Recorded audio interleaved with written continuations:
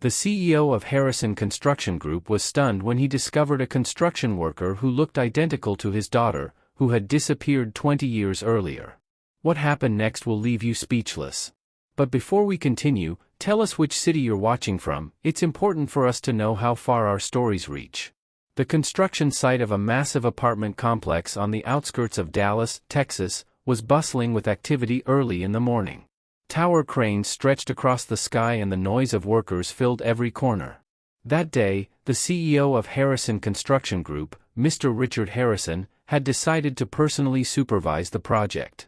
At 62 years old, he walked tall, carefully observing every detail. By his side was his inseparable executive assistant, Martha Rogers, who was 60. Martha had been his right hand for many years, handling both his schedule and the more personal aspects of his life. "Mr. Harrison, this way, please. I'll show you the section where the structure is already finished," Martha said, gently taking him by the arm to guide him.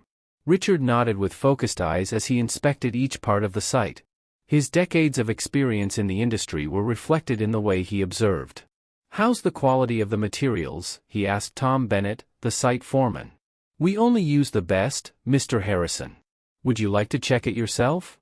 Tom replied, leading them to an area where workers were cutting and welding steel rods. The metallic clatter filled the air, but suddenly something broke Richard's concentration. Among the workers he noticed a young woman wearing a yellow hard hat, her dusty overalls and thick gloves covered in cement as she lifted two heavy sacks alongside her coworkers. The young woman, about 29 years old, paused for a moment to wipe the sweat from her forehead with the back of her hand, and when she turned, her eyes met his. Richard felt time stand still. Her face, her smile, even the way her eyes lit up when she laughed reminded him so much of his wife that his hand trembled. The young woman, unaware of his reaction, went back to carrying beams with surprising strength for her build. Richard stood frozen, as if he had seen a ghost in the middle of the construction site. "Richard," Martha whispered, sensing his unease. "Find out that worker's name," he ordered without taking his eyes off her. Martha, understanding the seriousness of the situation, discreetly approached the foreman to ask. Meanwhile, Richard kept his gaze fixed on the young woman as she nailed a board firmly into the framework. Every strike of the hammer echoed in his chest like a reminder of a past he thought he had lost. Could it really be her? He wondered, shivering. When the visit ended, Richard returned to his office. Sitting by the large window overlooking the city, he remained trapped in his thoughts. The image of the young worker, with her yellow helmet and that so familiar smile, refused to leave his mind. A lump in his throat made it hard to breathe. A knock on the door snapped him out of his thoughts. Martha entered with a folder in her hands. "Mr. Harrison," she said gravely, "I looked into the worker you pointed out." Richard grabbed the folder anxiously, his hands trembling. "Her name is Elizabeth Torres. She's 29. As a child she was called Elizabeth Sophia. She lived with her mother, but her mother passed away 3 years ago." At the sound of the name, Richard's face drained of color. On his desk rested an old photo, himself, his wife Adrian, and a little Elizabeth, just past her first birthday, smiling. "Elizabeth Sophia," he whispered with a broken voice. "That was my daughter's name." Martha nodded silently. She knew well the pain her boss had carried for years. Richard opened a drawer and pulled out an old photo album. As he flipped through the pages, he found pictures of little Elizabeth. His eyes filled with tears as he gazed at her smile. "My Elizabeth," he murmured, stroking the photo. "Whenever she cried, I'd pin this butterfly brooch on her, and she calmed down instantly." In one picture, Elizabeth wore that brooch, her face glowing with joy. Richard remembered how he had given it to her for her 5th birthday, and how she treasured it so much she even slept with it on. "Mr. Harrison," Martha said cautiously, "we should confirm if Elizabeth Torres really is your daughter." "I agree," Richard replied. "But also find out about that young woman's mother." Martha nodded and left. Richard remained alone, his eyes lost in the window. The next morning, he arrived earlier than usual. He hadn't slept, thinking about Elizabeth. When Martha entered after knocking, Richard hastily closed the album. "Search again for any trace of Adrian. I gave up 5 years ago, but now I want to try again. Check if there's any connection between that young woman's mother and Adrian." "Understood, Mr. Harrison," Martha replied. After she left, Richard opened the album once more.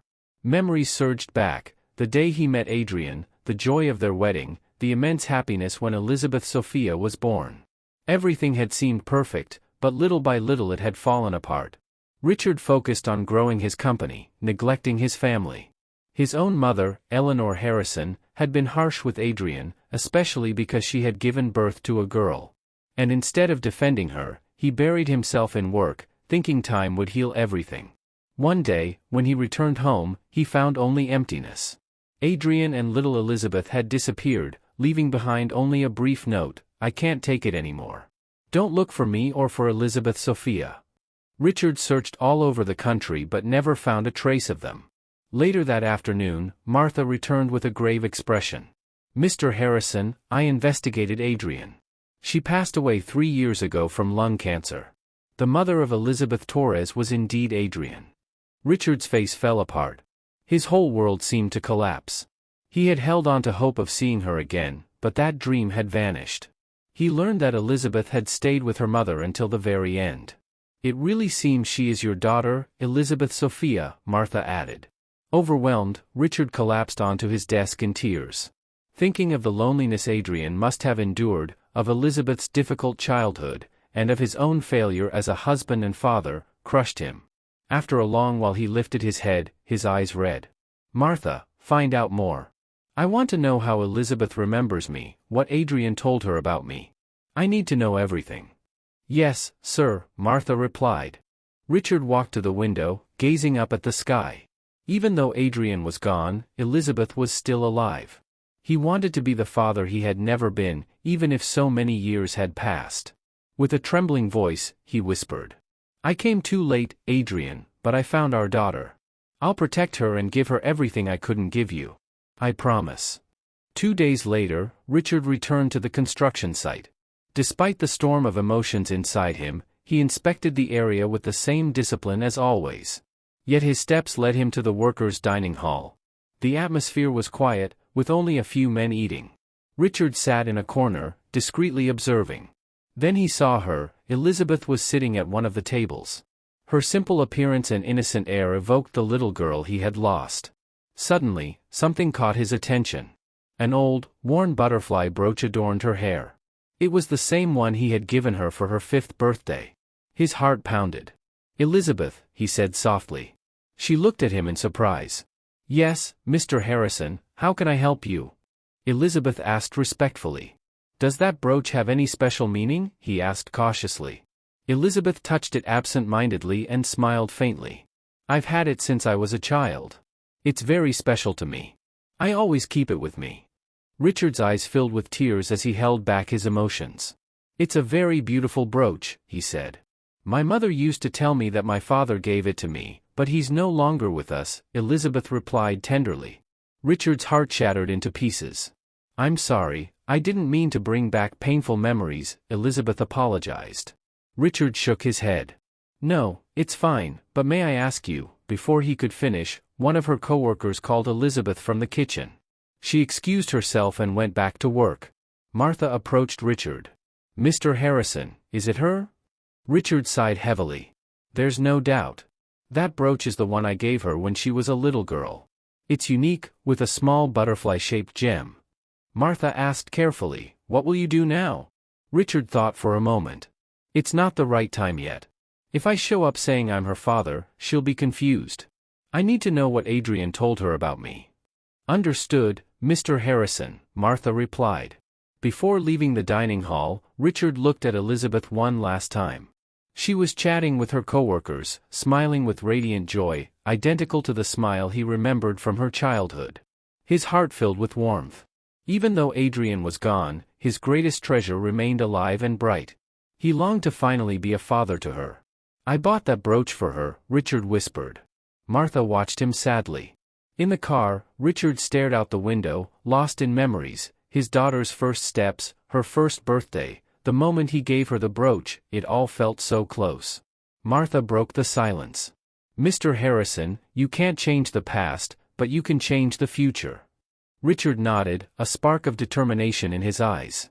He wanted to tell Elizabeth the truth and recover the lost time, but first he had to understand what image she had of him and why Adrian had told her those things. Tomorrow I'll return to the project, Richard decided. Martha smiled and nodded. Richard's heart was heavy with both sadness and hope. His purpose was to become the true father of Elizabeth Sophia. It was the last promise he could keep to Adrian and an act of forgiveness toward himself. The next day, Richard asked Martha to contact Elizabeth and invite her to his office. At first, the young woman was reluctant. She couldn't understand why the CEO of such a large company wanted to see her, a simple construction worker. But Martha insisted. "Mr. Harrison wants to see you personally. It's something important." Finally, Elizabeth agreed. At 3 in the afternoon she stood in front of Richard's office door. Nervously, she knocked softly. "Come in," came Richard's voice. Elizabeth entered cautiously. Richard, standing by the window, turned to greet her.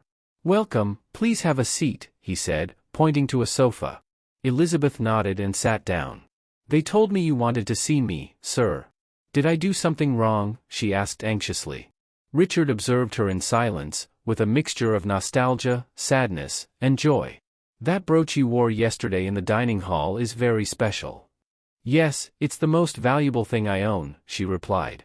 "Did you have a nickname as a child?" Richard asked gently. Elizabeth looked confused. "Crybaby. My mother called me that because I cried a lot as a little girl." Richard's eyes watered. He nodded, holding back his emotions. "I came up with that nickname. Whenever you cried, I would pin that brooch on you and you'd stop instantly." Elizabeth's face turned pale, and she jumped to her feet.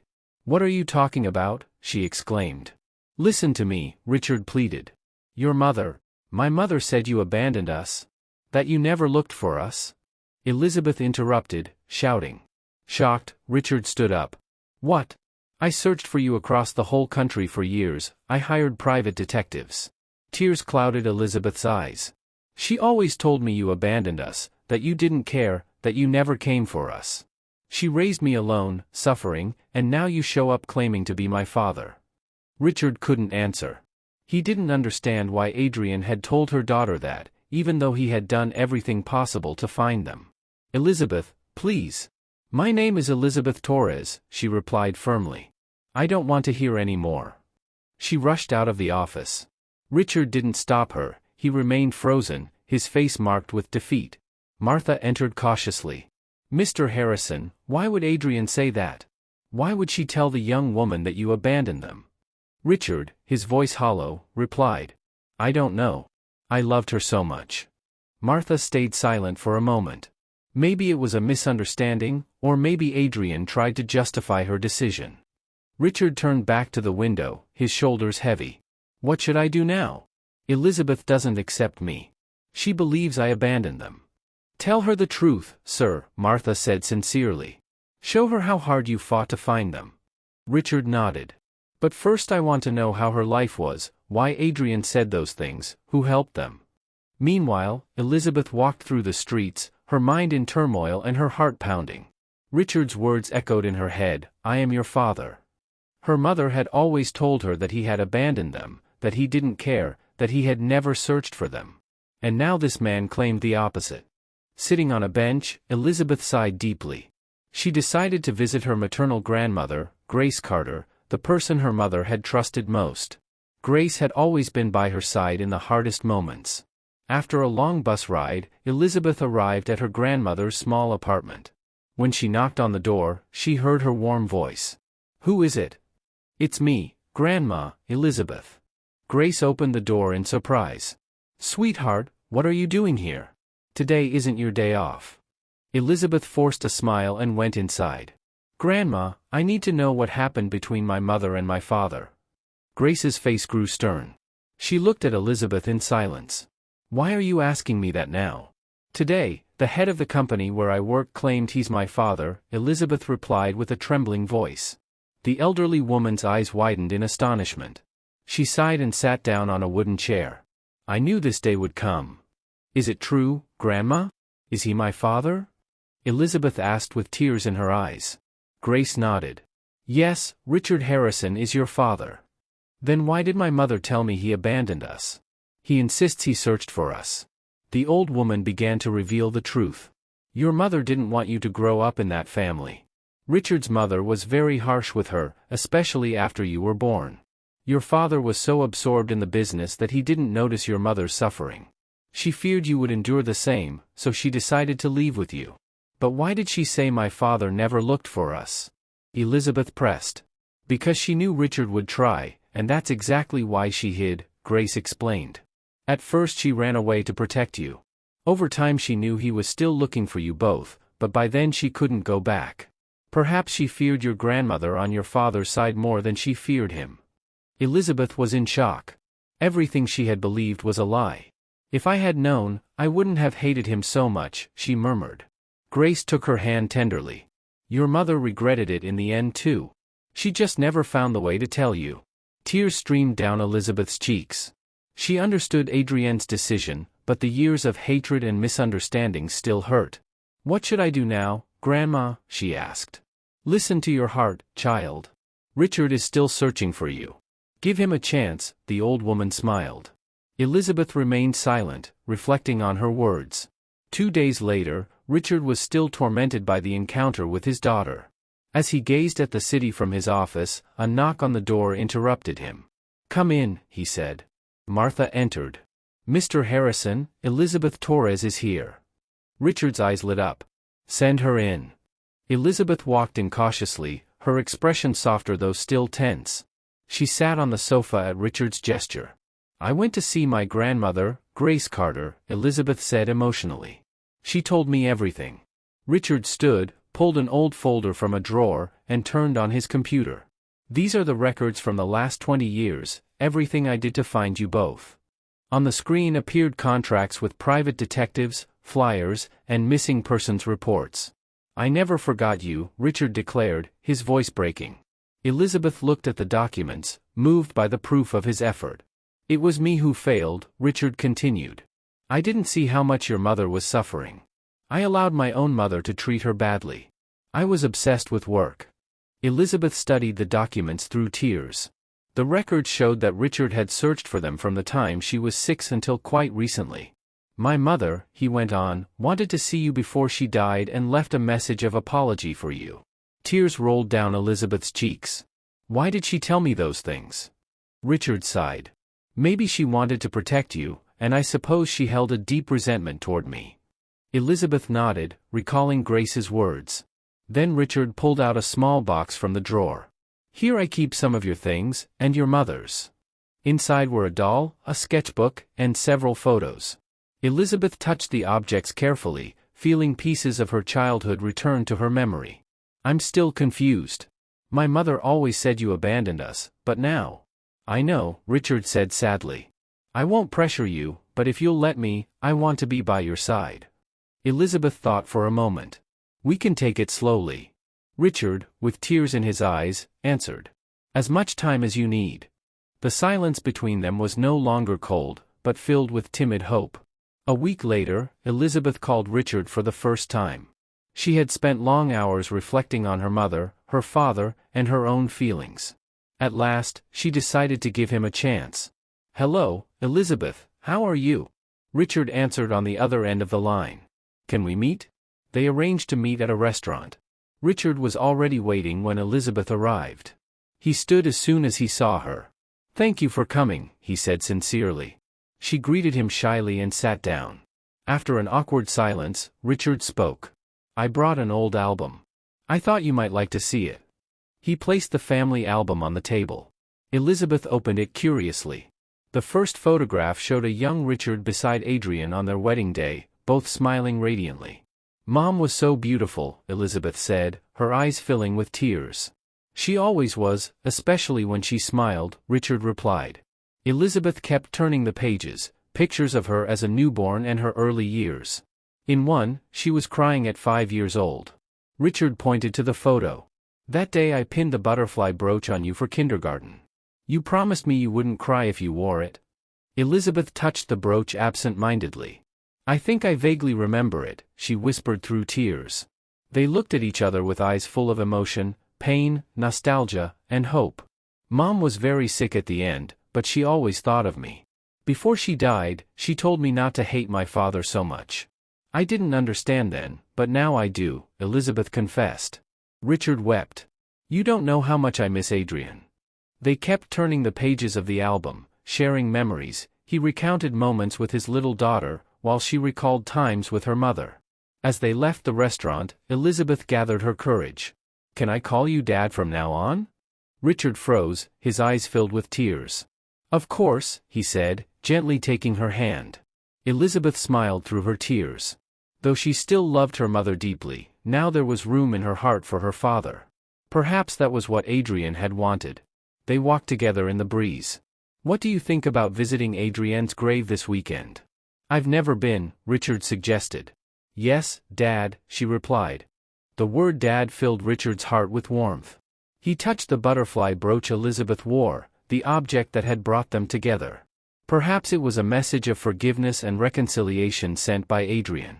Father and daughter walked slowly, speaking of the future. Their life as a family had started late, but they still had much time ahead. Family can sometimes bring pain, but it is also a refuge and a source of tenderness. The path of Richard and Elizabeth had begun with misunderstandings and sorrow, but it ended with forgiveness and reconciliation. And somewhere in heaven, Adrian was surely smiling. If you enjoyed this story, don't forget to leave a like and a supportive comment for the protagonists. And I invite you to subscribe to the channel so we can bring you more fascinating stories.